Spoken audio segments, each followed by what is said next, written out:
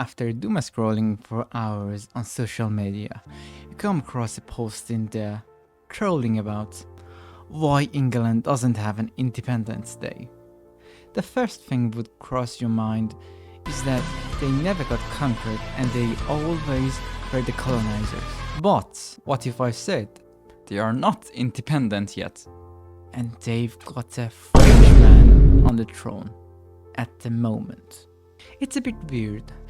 What the heck? So, stop doom scrolling, sit tight and let me explain it to you. For centuries, the British Isles had been afflicted with foreigners who wanted to conquer it. It started with the famous dictator Julius Caesar and his successors. They later defeated England and defeated the Celtic native inhabitants. And then Saxons and Angles came, following the fall of the Western Roman Empire, creating numerous petty kingdoms, and ultimately arrived united under Wessex dynasty that defended against the Norsemen's invasion for centuries. The name England came from that time, and it means land of the Angles, which, as I told you, was one of the people who came after the Romans and ruled England for centuries. And after them, a brief Viking rule, and then again the Anglo-Saxons.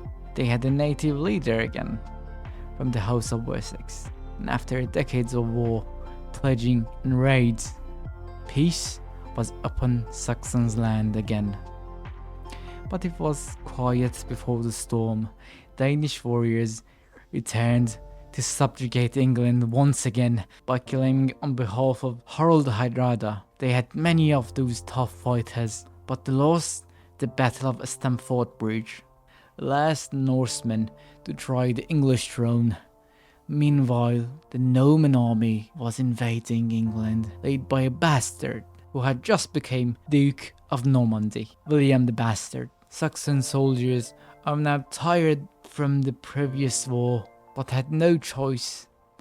Therefore, they marched as far to the south as they could and fought the Normans at the Battle of Hastings.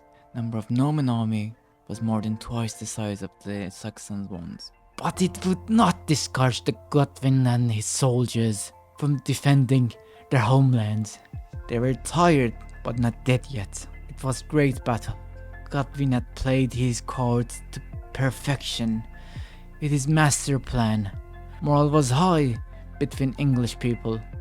They were furious but tired and in minority. They killed many Normans, but eventually Harald Godwin's son, the last Saxon king, fell off his horse and the battle ended with Norman victory.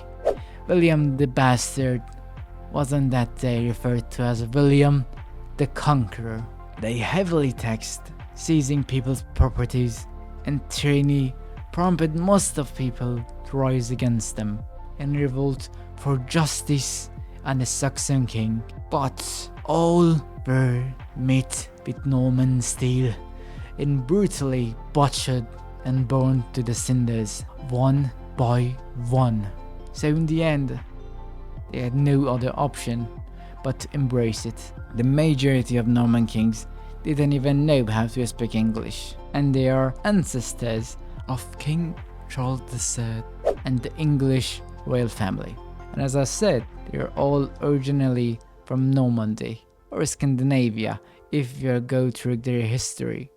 But finally, they were blended among the people and became a part of the English culture. And that is why England doesn't have an Independence Day, because they never took it back.